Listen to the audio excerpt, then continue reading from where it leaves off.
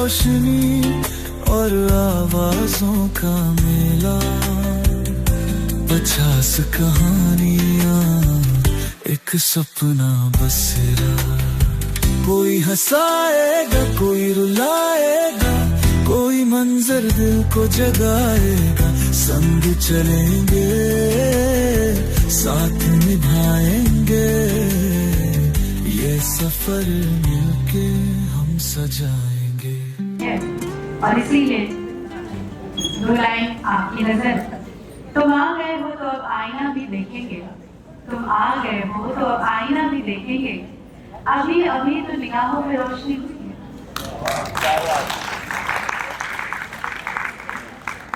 और मुझे हमेशा लगता है कि जितनी मेहनत के साथ और जितनी मोहब्बत के साथ मैं लाइनें बोलती हूँ, उतनी मोहब्बत से ताली बजती नहीं है। और देखिए, सब्र का फल जो होता है ना, वो बड़ा ही मीठा होता है। एक छोटी सी कहानी आपसे शेयर करूंगी, शुरुआती में करूँ, क्योंकि अब सफर जो है वो अंजाम तक पहुंचने वाला है। 17 दिनों का ये जो सिलसिला है वो धीरे धीरे आगे बढ़ता हुआ अपने अंजाम को पहुंचा है। और सब्र बहुत किया है हमने, इसलिए भी किया है कि जब हम कहते हैं कि हाँ बड़े जोश के साथ तालियां बजा दीजिए, तो उतना जोश तो नहीं, लेकिन हाँ आता है। एक व्यक्ति था जो शाम को जब अपने घर लौटता था तो उसके मोहल्ले के जितने पपीज थे छोटे छोटे, उनको बिस्किट खिलाता था। तो वो सारे 7-8 जितने भी पपीज थे वो बड़ी बेसब्री से उसका इंतजार करते थे। तो एक दिन क्या हुआ कि वो थोड़ी उसको देर हो गई पहुंचने में। पपीज जो थे वो सब घर के बाहर बैठे हुए थे। आपको भी इस बात का अंदाजा होगा कि अगर आप किसी को ऐसे खाना खिलाते हो तो आपको आपसे उम्मीद रखने लगता है। वो बेचारे बैठे हुए थे। फिर वो घर के अंदर गया, उसने अपनी पत्नी से बिस्किट मांगे। पत्नी ने कहा बिस्किट तो खत्म हो गया। अब बड़ा परेशान हुआ, उसने कहा कि मैं क्या करूँ, ये बेचारे इंतजार कर रहे हैं। उसने बाहर जाके देखा, वो प्यास लगाए बैठे हुए थे। वो फिर घर के अंदर आया, उसने अपनी पत्नी से कहा कि बेचारे बैठे हुए हैं। तो उसने कहा कि अरे छोड़ो, ठीक है, उनको खिलाते हैं, नहीं खिलाओगे तो क्या ही हो जाएगा, चलो खाना खाओ, आराम करो। बड़े बेमन से उसने खाना खाया और वो फिर बाहर गया। वो बच्चे फिर बैठे हुए थे वहाँ पे, लेकिन इस बार उनका नंबर कम हो गया, 8 से 5 हो गए थे। वो फिर अंदर आया, उसने कहा कि कुछ तो दे दो। तो घर में बड़े महंगे वाले बिस्किट रखे थे, काजू बादाम वाले, और वो भी 3 ही थे। उसने कहा चलो ठीक है, यही खिला देते हैं। पर 3 है, बाहर 5 बैठे। खैर वो बिस्किट लेके गया, सोचा थोड़ा थोड़ा तोड़ के डाल देंगे। और जब वो बाहर गया तो वहां पर सिर्फ एक पपी बैठा हुआ था। जी, इसको देखकर उसे लगा कि देखो, मैं ये सोचकर लाया था, लेकिन यहाँ पे सिर्फ एक है। बाकी सब इंतजार नहीं कर पाए, सब्र नहीं कर पाए और चले गए। और मेरे पास 3 बिस्किट थे, मुझे ये लग रहा था मैं 5 में कैसे बांटूंगा, लेकिन ये 3 बिस्किट सिर्फ एक पपी को मिले। तो ये जो सब्र है ना, ये बहुत कमाल की चीज है। जब हम किसी चीज को एक्सपेक्ट नहीं कर रहे होते, सिर्फ इंतजार करके सब्र के साथ, धैर्य के साथ बैठ जाते हैं, तो हमें अपनी आशा से बहुत विपरीत कुछ बहुत अच्छा मिल जाता है। तो इसलिए मेरे लिए तालियां बजा दीजिए ताकि मैं आगे बढ़ सकूं। इतने सब्र के साथ मेरी कहानी सुनने के लिए धन्यवाद। और आज बहुत अच्छा लग रहा है कि इस सफर में चलते चलते हम आगे आ गए हैं। और जैसा कि समय की कमी हमेशा रहती है हमारे पास, तो चलिए जल्दी से हम दीप प्रज्वलन कर लेते हैं। मैं चाहूंगी अशोक सर हमारी आज की लेखिकाओं को मंच तक लाएं। डॉक्टर करुणा पांडे जी, कविता राय जी, कविता जी हैं, रुक जाइएगा, सबसे बड़ा नाम तो लेना है ना अभी मुझे। पद्मश्री डॉक्टर विद्या बिंदु सिंह जी। विद्या दीदी का यहाँ पर होना हम सब के लिए बहुत बड़ी बात है।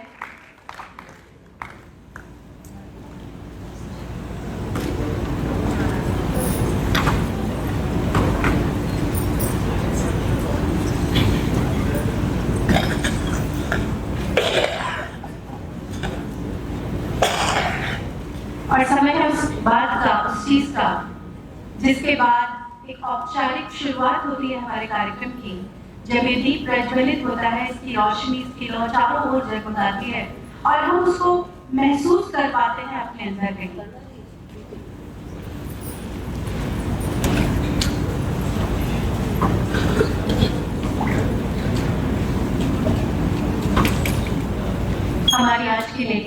डॉक्टर करुणा पांडे जी, पद्मश्री डॉक्टर विद्या विनोद सिंह जी मंच पर हैं।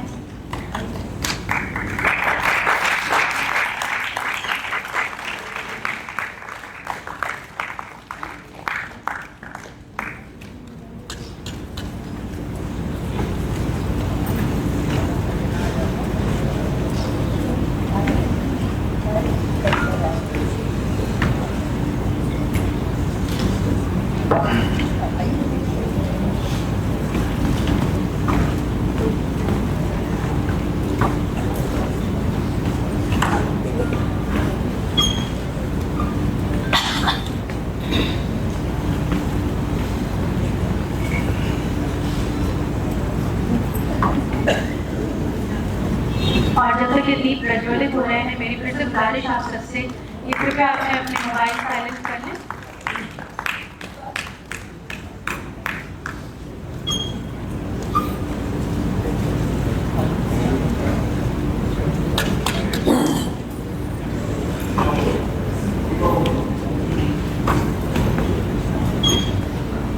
बहुत बहुत धन्यवाद आप लोगों का।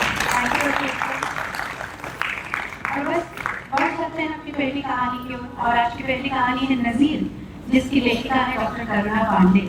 डॉक्टर करुणा पांडे MA हिंदी राजनीति शास्त्र, M.Ed PhD हिंदी, 20 साल अध्यापन करने के बाद ऐच्छिक सेवानिवृत्ति, सामाजिक क्षेत्र में सक्रिय लेखन, अभिनव संग्रह, कविता संग्रह, रामचरितमानस और रघुवंश एक तुलना, ये एक शोध कार्य है। यथार्थ की चादर, ये एक उपन्यास, और कोहरे में किलकारी, एक कहानी संग्रह जो मैम के द्वारा लिखा गया। और बहुत सारी चीजें हैं। कहानी संग्रह, अधूरा कैनवास, जीवन वृत्त महान आदिवासी स्वतंत्रता सेनानी आदि, और बाल साहित्य जिज्ञासु बच्चे आदि, ज्ञान और नीति की कहानी, संपादन हिंदी का वैश्विक परिदृश्य आदि, कुमाऊनी गीतों से भीगते संस्कार, शकुनाकर आदि लोक वार्ता, थारू जनजाति पर विशेष उद्बोधन, और अनेक सम्मानों से अलंकृत हैं हमारी डॉक्टर करुणा पांडे। तो जोरदार तालियों से स्वागत करिए डॉक्टर करुणा पांडे जी का भी, और साथ ही साथ हमारे उन कलाकारों का भी जो नजीर के जरिए आप तक इस रचना को पहुंचाने जा रहे हैं। तो आइए बढ़ते हैं पहली कहानी की।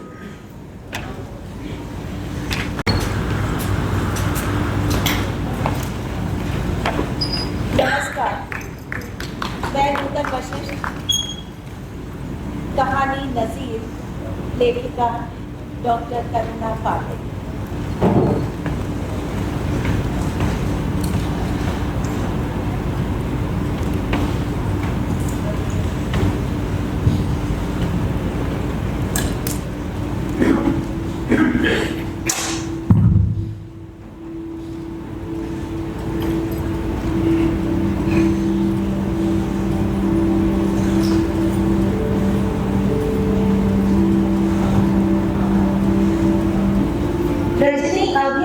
से लौटी थी, उसका सर भरना रहा था, शरीर का गोर ऐसे दर्द कर रहा था मानो किसी ने मेज से मारा।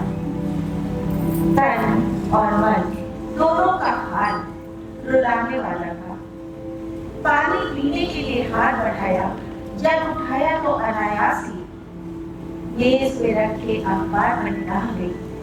बड़े बड़े शब्दों में लिखा था, बलात्कार रोकने के लिए मुख्यमंत्री का अभियान, स्त्रियों को तुरंत न्याय दिलाया जाए। सारे शरीर में घृणा का एक रेला सा उठा। अखबार में शब्द मिचमिचा रहे थे, हर शब्द में एक जानवर दिखाई दे रहा था, एक बलात्कारी दिखाई दे रहा था।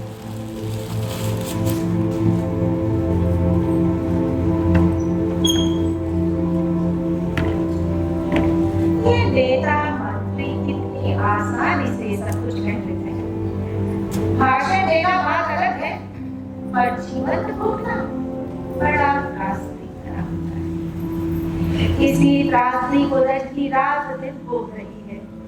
उसका रोम रोम इस पीड़ा को हर वक्त महसूस कर रहा है। एक घाव है जो हर समय टीसता रहता है, उसे कोई रास्ता नहीं मिलता। कैसे निकले इस खबर से? आज वो पहुंचती है उस दिन को जब अपने मोहल्ले की समाज सेविका के कहने पर और न्याय पाने के लालच में आकर उसने बलात्कारी को सजा दिलवाने के लिए FIR लिखवाई थी। 4 महीने हो गए कोर्ट के चक्कर लगाते लगाते, पर केस सबूतों पर टिका है। और इस घटना का सबूत कैसे और कहां से मिले? ऐसा कोई गवाह जिसने अपनी आंखों से घटना घटते हुए देखी।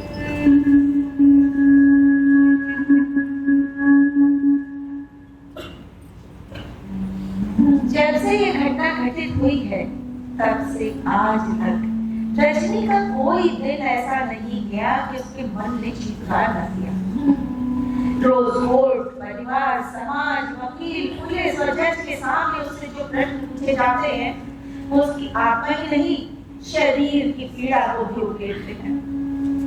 सारे समाज के सामने उसकी और उसके परिवार की इज्जत की धज्जियां उड़ाई जाती हैं। उसके हर परिवार के हर सदस्य से प्रश्न पूछ कर उनकी अस्मिता और उनकी प्रतिष्ठा को ठेस पहुंचाई जाती है। हर पेशी पर वकील को अच्छी खासी फीस भी देनी पड़ती है।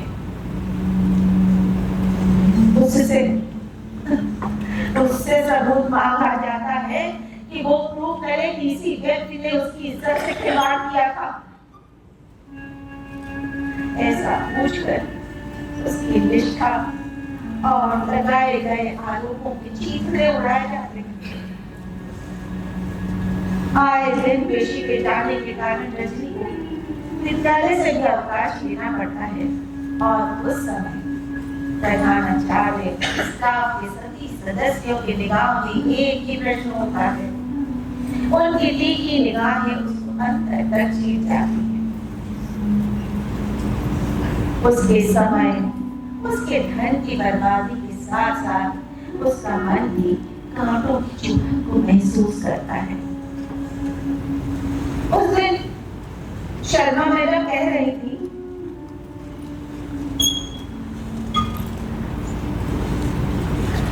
रजनी भाई ये केस कब तक चलेगा?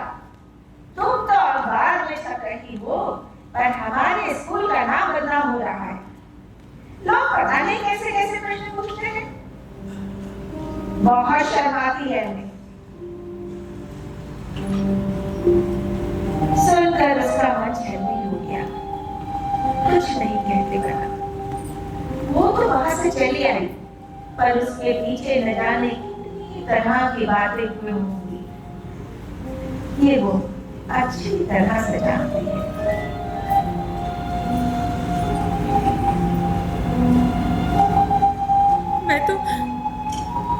मैं तो कॉलेज में सबके मजाक का केंद्र बिंदु बन गई।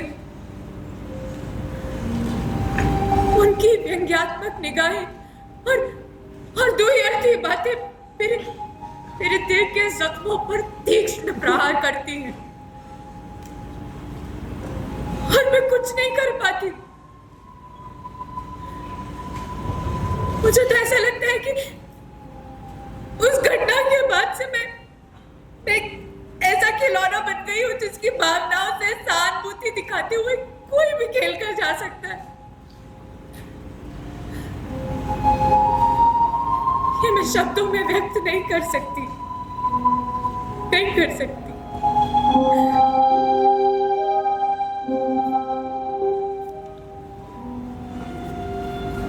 विरोधी पक्ष के वकील किस प्रकार की भाषा का प्रयोग करते हैं, उसे कैसे व्यक्त करे रजनी।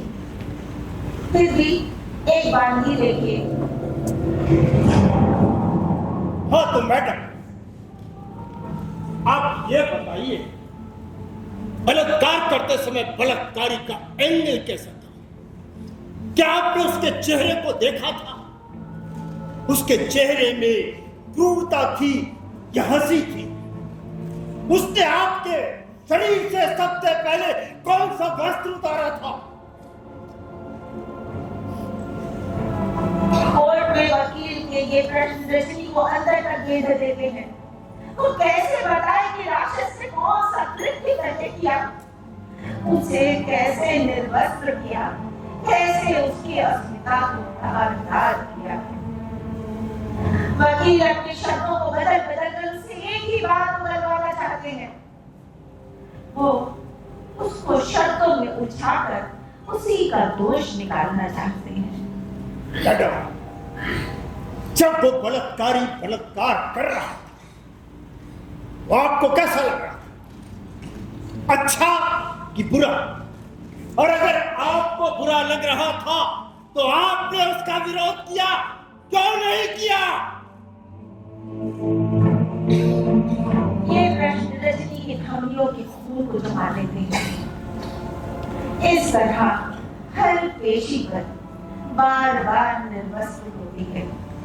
कोर्ट में, समाज में, परिवार के सामने इस तरह के नग्न प्रश्न पूछकर उसे शर्मिंदा किया जाता है और वो कुछ नहीं कर पाती, ना कुछ कहने में समर्थ होती है और उसकी यही चुप्पी उसके लिए नुकसानदायक हो जाती है। अभियोग पक्ष के वकील के प्रश्न उसके तन और मन दोनों पर गहरी चोट करते हैं। ये सारी बातें कोर्ट के बाहर भी उसका पीछा नहीं छोड़ती और बाहर लोगों की नजरें उसके शरीर पर ऐसे रेंगती हैं मानो वो नजरें न होकर उनका शरीर हो। कभी कभी कोई उसकी तरफ दया का भाव दिखाकर सद्भावना भी व्यक्त करता है, पर उसकी सद्भावना में व्यंग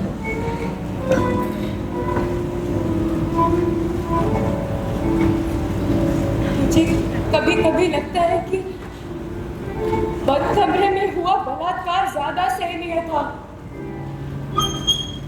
बजाय रोज हो रहे इस बलात्कार से। अरे बंद कमरे में तो केवल एक ही व्यक्ति ने मेरी इज्जत के साथ खिलवाड़ किया था, पर यहाँ कोर्ट में हर रोज मेरे परिवार और मेरी अस्मिता को कई लोगों द्वारा ताल किया जाता है।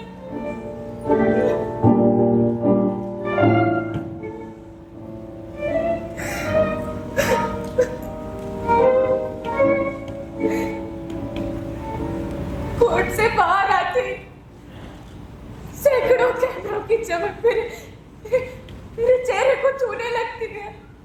आपको इस विषय पर कुछ कहना है रजनी जी? अपने पर लगे आंचल को सुनकर आपको कैसा लगा? क्या आपको न्याय मिलने की उम्मीद है? रजनी जी कुछ लोगों का कहना है कि ये सब आप पैसे की उड़ाई के लिए कर रही हैं। क्या आप उस लड़के को पहले से जानती थी या आपको उससे प्यार था? कहीं ये सब आपके किसी प्लान का हिस्सा तो नहीं है?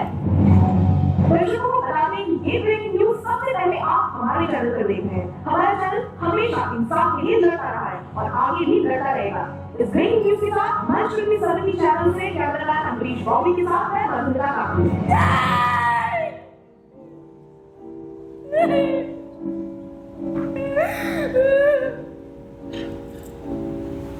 प्रश्नों की बौछार उसके मर्म को भीगने लगती है। अपनी टीआरपी बढ़ाने के लिए एक से बढ़कर एक कहानियां गढ़कर सभी अखबार वाले और चैनल वाले उसकी नुमाइश करते हैं। एक जहरीला सच फिर सामने आ जाता है और उसके जख्मों को भरा कर एक नई चीज दे जाता है। इस घृणित घटना के बाद उसका वजूद ही बदल गया। अब वो एक चर्चा का विषय बनकर रह गई है, जिस पर जो चाहे जब चाहे जैसी चाहे टिप्पणी कर सकता है। उस घटना ने उसके जीवन की धारा बदल दी। लोगों की प्रश्न पूछती निगाहें उसके मन को भय और वितृष्णा से भर देती हैं। अभी कल की तो बात थी, जब वो अपने मोहल्ले से गुजर रही थी तो औरतों की फुसफुसाहट उसके कानों में पड़ी। देखो जरा, बेचारी की जिंदगी बर्बाद हो, कौन करेगा इससे शादी? अच्छे खानदान में जिसकी शादी हो ही नहीं सकती, इतनी बदनाम लड़की कौन अपने घर की होगा ना? सोच तो सही ज्यादा नहीं सवाल ऊपर से टीचर भी लॉ सिखाने के चक्कर में सबको कोर्ट में घसीट लाई। अरे अब तो इसकी इतनी चर्चा हो रही है, रामगढ़ में क्या होगा? अरे आगे क्या होगा? ऐसी लड़कियां घर की रहती है ना घाट की। अरे इसकी छोड़ो, अब तो इसके भाई बहन की शादी में भी परेशानी होगी। क्या जरूरत थी इसको कचहरी में मुकदमा करने की? पर आजकल लड़कियां घर से बाहर नौकरी क्या करने लगी हैं, अपनी मनमानी करने लगी हैं। बेचारे भाई बहन इसकी करने का फल भोगेंगे। मुझे तो इसके सीधे साधे माँ बाप का तरस आता है, जो ना जीने में है ना मरने में। हाँ, रजनी ने तो ये बात कही थी, कभी सोची ही नहीं थी। ये लोग सच ही तो कह रहे हैं। इस लड़के को अगर कोर्ट की सजा मिल भी जाती है तो उसका गलत कोई मिट तो नहीं जाएगा। उसका हाथ थामने कौन आगे आएगा? वो तो रौबदार बाप का बेटा है। अगर सजा मिलेगी तो छूट कर एक नई जिंदगी शुरू कर लेगा। उसका क्या?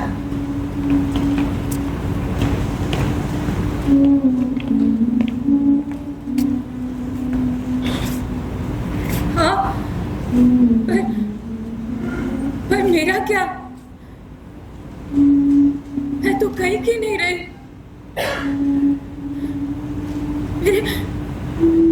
मेरे पिताजी भी शायद मुझे इसीलिए एफआईआर करने से रोक रहे थे।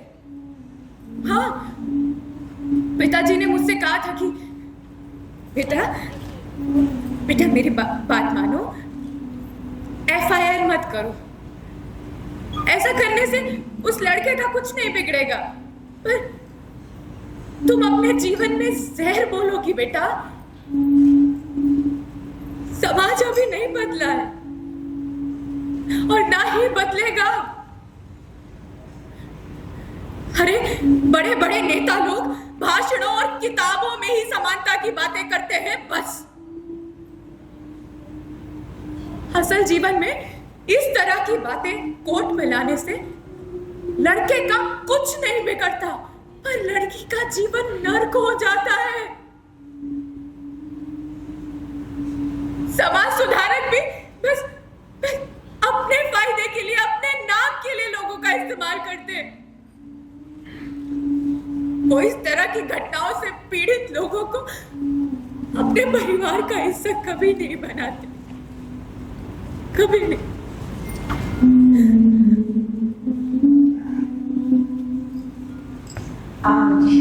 आज उसे समझ में आया कि पापा सही कह रहे थे। अब तो वो उस पल को कोसने लगी जब समाज सेविका राजेश्वरी देवी के कहने पर उसने ये केस दायर किया था।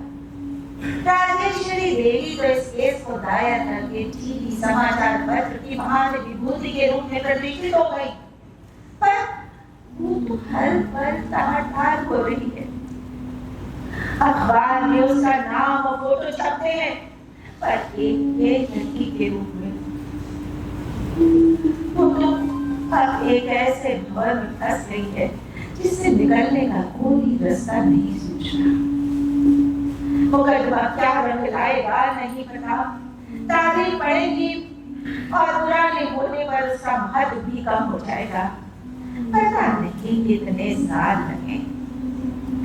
एक रसूखदार आदमी का बेटा जो चाहे कर सकता है। नेता, पुलिस ऑफिसर का बेटा, एक महाबली का बेटा जो चाहे कर सकता है। उन लाड़ों का कोई कुछ नहीं बिगाड़ सकता, पर गरीबों की इज्जत का कोई मूल्य नहीं होता। काश वो ये कह पाती कि उसके साथ कोई दुर्व्यवहार नहीं हुआ, किसी ने उसकी इज्जत से खिलवाड़ नहीं किया। इस समाज सेविका के द्वारा बताई हुई हर बात गलत है। वो खुश है, बहुत खुश है, और ये जो मेडिकल रिपोर्ट है ना, ये भी गलत है। सामने खड़ा निर्दोष है। क्यों उसने इन राजेश्वरी देवी के कहने पर यह कदम उठाया? क्यों? अब वो कुछ नहीं कर सकती, कुछ नहीं कर सकती। अगर मैं ऐसा कहूंगी तो भी तो लोग मुझे ही कलंकित करेंगे ना। अभियोग तो मुझ पर ही लगेगा ना। मेरी इज्जत तो मेरी इज्जत तो दोनों ही हाल में चीथड़े चीथड़े हो रही है ना।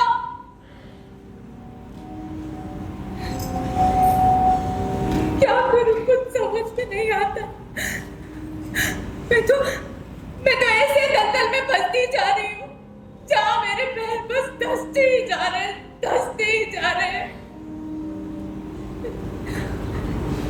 निकलने का कोई मार्ग ही नहीं दिखता। क्या कोई मार्ग है? हाँ बताइए, कोई मार्ग है? क्या कोई मार्ग है? शायद हाँ, शायद नहीं। इसीलिए लोग बलात्कार जैसे कांड होने पर चुप बैठ जाते हैं, FIR तक दर्ज नहीं कराते, ताकि घाव दब जाए, रिश्ता न रहे। क्या करे वो, सोचते सोचते उसका सिर भटका गया। चारों ओर अंधेरा ही अंधेरा दिखाई दे रहा था। किधर जाए रजनी, किधर जाए? कल वकील शायद ठीक ही कह रहा था। मुझे ये केस वापस ले लेना चाहिए। इसी में मेरी और मेरे परिवार की भलाई।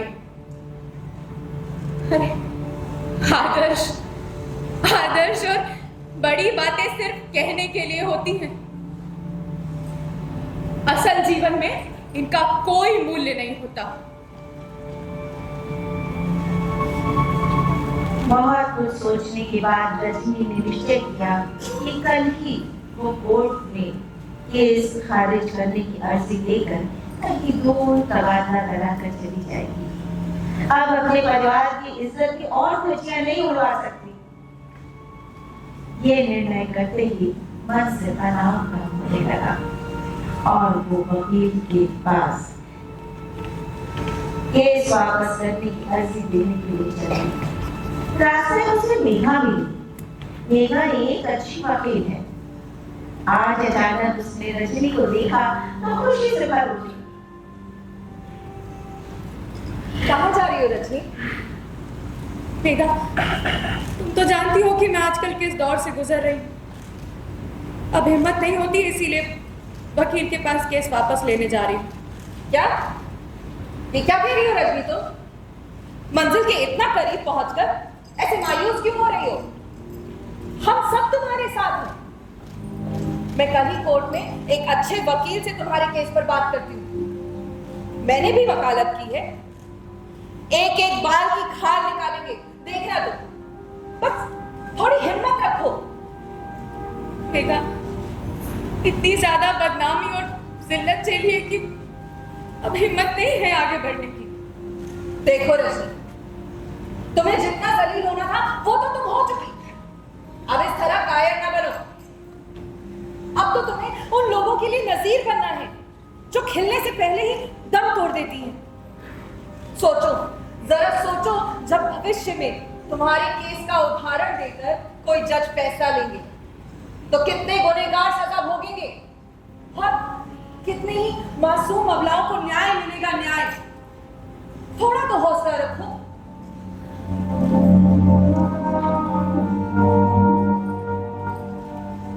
दूसरे दिन मेघा के साथ रजनी वकील के पास गई और नए सिरे से केस की सुनवाई शुरू हुई। जहाँ पहले रजनी के साथ कोई खड़ा नहीं था, सब उसे समाज का हवाला देते, घर की इज्जत, शादी कैसे होगी, लोग क्या कहेंगे, इसकी गुत्थी मिला कर डरा रहे थे। वहीं आज मेघा उसे वीरांगना की तरह डटे रहने के लिए प्रेरित कर रही थी। मेघा केस में बार बार इंगित करती थी कि रजनी को दया नहीं चाहिए। वो समाज और लोगों की मानसिकता को बदलने का जज्बा रखती है। जो कुछ उसके साथ हुआ उसमें उसका दोष नहीं है। वो तो आज भी पवित्रता की मूर्ति है। अगर दोष है तो समाज की मानसिकता का, पुरुष के छद्मवेश का और नारी को शोषित समझने वाले कर्मकाई लोगों का। मेघा के सुदृढ़ सशक्त दलीलों से रजनी की साहस का संचार हुआ और उसका आत्मविश्वास फिर से अंगाई लेने लगा। रजनी, समाज उसी को डराता है जो समाज से डरता है। तुम अपने वजूद को खोकर एक ऐसी अंधेरी गुफा में चली जाओगी जहां तुम खुद अपना चेहरा भी स्पष्ट रूप से देख नहीं पाओगी। तुम तो अध्यापिका हो, तुम्हारा काम तो समाज को सही दिशा दिखाना है, न कि दिशाहीन होकर गुम हो जाना। संकल्प लो कि तुम अपनी जैसी महिलाओं के लिए, अपनी जैसी निर्दोष महिलाओं के लिए प्रेरणा स्रोत बनोगी। ठीक कहती हूँ मेघा, मुझे यूं पीछे हटकर गलत परंपरा नहीं डालनी चाहिए। दरअसल साथ व परिवार के लोगों ने मुझे इतना हतोत्साहित कर दिया था कि मैं भ्रमित होकर आत्मघाती रास्ता अख्तियार करने जा रही थी। पर भगवान का लाख लाख शुक्र है कि उन्होंने तुम्हें मेरे पास भेज दिया। मैं वादा करती हूँ कि मैं ये केस लड़ूंगी और जीतूंगी। इसके बाद महीनों तक केस चलता रहा। हर पेशी पर मेघा के उत्साह भरे साथ के कारण रजनी खुलकर जवाब देती। उसका पक्ष मजबूत होता जा रहा था। आज फैसले का दिन था और जाहिर था कि ये फैसला रजनी के पक्ष में आया। सभी अभियुक्तों को सख्त सजा मिली और मुआवजे में रजनी को पैसा। जैसे ही कोर्ट से रजनी मेघा के साथ बाहर निकली, कई संस्थाएं रजनी की जय जयकार करती हुई मिली। नारी की नई आवाज, रजनी को शत शत नमन। नारी की नई आवाज, रजनी को शत शत नमन। इस प्रकार की आवाजें चारों ओर से आ रही थी। कई कैमरों की लाइट रजनी के ऊपर पड़ रही थी। प्रश्न के प्रश्न दागे जा रहे थे, पर जैसे ही रजनी के कानों में ये प्रश्न पड़ा, रजनी जी, आपको कोर्ट का फैसला सुनकर कैसा लगा? उसकी आंखें ढूंढ में उस प्रश्न को ढूंढने लगी जब किसी चैनल वाले ने उसकी लगी लांछन के विषय में पूछा था। रजनी जी, आपको अपने पर लगी लांछन तो सुनकर कैसा लगा? उसका मन का सैलाब हो गया। शायद मेघा को कुछ समझ में आ गया। वो रजनी के हाथ को पकड़कर बोली, ये जीत सिर्फ रजनी की ही जीत नहीं है, ये पूरे नारी समाज की जीत है। ये उस मानसिकता पर एक करारा थप्पड़ है जो कुछ लोग अपने मन में ग्रंथि की तरह पाले हैं। रजनी अब सिर्फ एक नाम नहीं है, अब तो वो वर्ण युगों युगों तक नारी समाज में नजीर बनकर महकेगी। ये कहकर मेघा रजनी का हाथ पकड़कर शान से कार की तरफ बढ़ चली। आज जब रजनी अपने घर आई तो माँ, पिताजी, भाई, स्कूल के अध्यापिकाएं, प्रधानाचार्य और भी कई लोग घर पर उसके स्वागत के लिए खड़े थे, उसका इंतजार कर रहे थे। सबकी आंखों में खुशी के आंसू थे, पर रजनी की आंखों में मेघा के लिए कृतज्ञता के आंसू।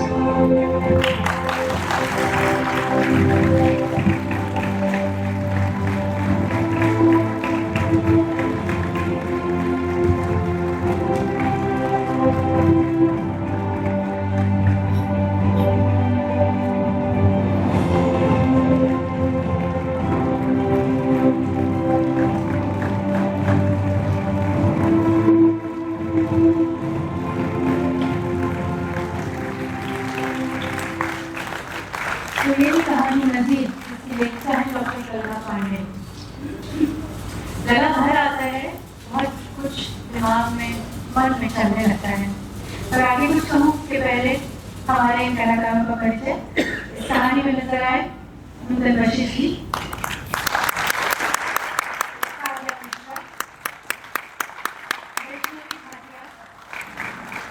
और हमारे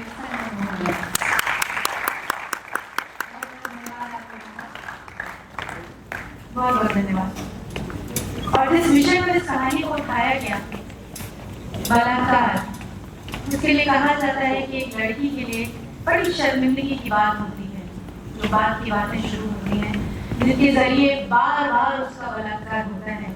मुझे लगता है कि बलात्कार किसी लड़की के लिए शर्मिंदगी नहीं बल्कि एक समाज के लिए शर्मिंदगी की बात होती है। जब हम शायद ऐसी तरबियत नहीं दे पाते उन लोगों को जो हमारी अगली जनरेशन होती है, तो सिखाना बहुत जरूरी है। एक औरत का सम्मान किस तरह से किया जा सकता है, ये बात हर माँ को, हर पिता को अपने बेटों को जरूर बताना चाहिए जब से उसकी समझ विकसित होने लगे। बहुत जरूरी है ये बातें, और बहुत जरूरी है कुछ और बातें जो हम इस कार्यक्रम के जरिए अब कर रहे हैं। 17 दिन 50 कहानियों का मंचन हमने किया। बहुत सारी महिला कथाकार हमसे जुड़ी और बहुत सारी महिला कहानीकारों की कहानियां हमने ली।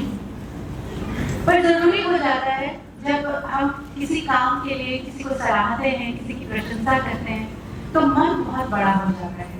हमारी छोटी छोटी कोशिशें हैं हमारी कहानीकारों को और हमारे कलाकारों को मंच कृति के छोटे से प्रतीक चिन्ह, स्नेह चिन्ह देने का। तो आज एक बार फिर मौका है, मैं अशोक सर से गुजारिश करूंगी कि मुकुल सिंघल सर को अपने साथ मंच पर लाएं और आर.के. अग्रवाल जी भी हैं, टेक्नो ग्रुप के चेयरमैन हैं सर। हम चाहेंगे कि आप दोनों मंच पर आएं और सबसे पहले मैं बुलाना चाहूंगी निरुपमा मेहरोत्रा जी, हमारी साहित्यकार, हमारी लेखिका निरुपमा मेहरोत्रा जी।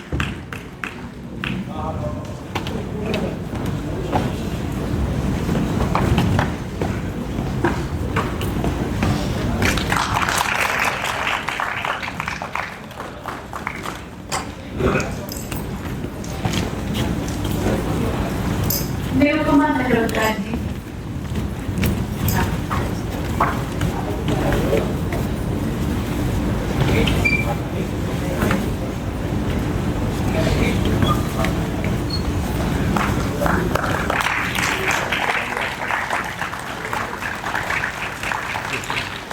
और अब आवाज देना चाहूंगी नीलम राकेश जी को। नीलम राकेश जी।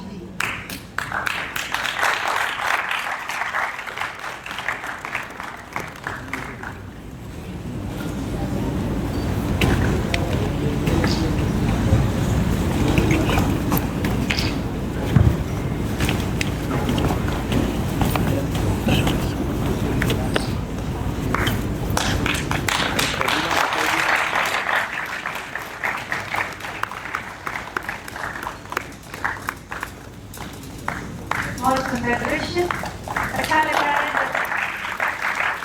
आप जैसे लोगों की उपस्थिति से मंच सजता है। बहुत बहुत धन्यवाद आप सभी का।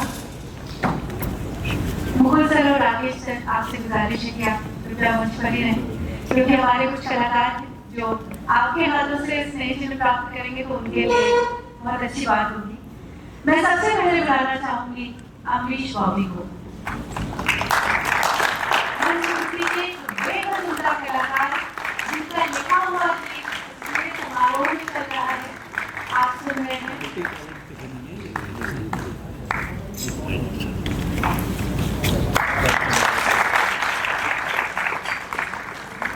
दीपक सिंह मेहरा,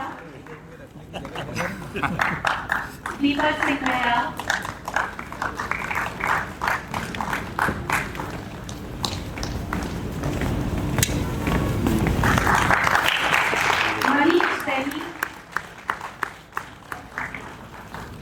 मनीष सैनी,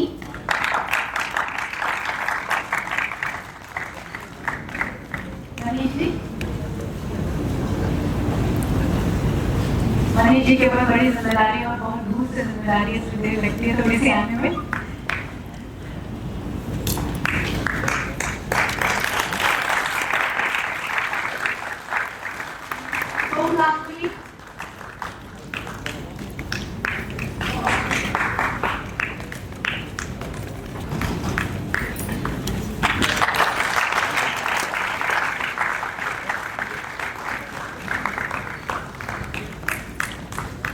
और इसके बाद मिनी दीक्षित,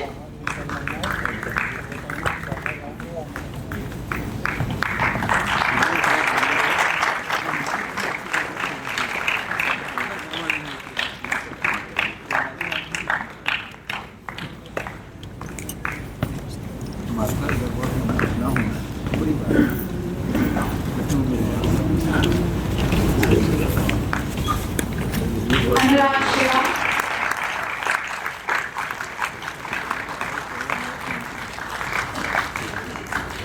क्या करते हो आप? वहाँ से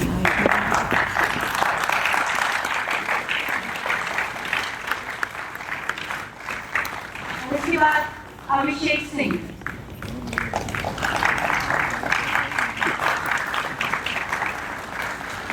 अभिषेक भी आगे आ जाइए।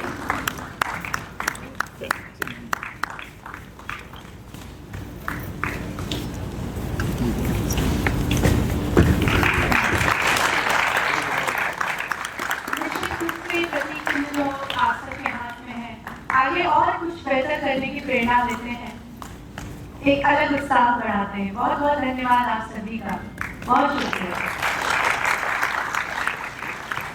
सर, हम थोड़ी देर बाद आपको फिर तकलीफ देंगे।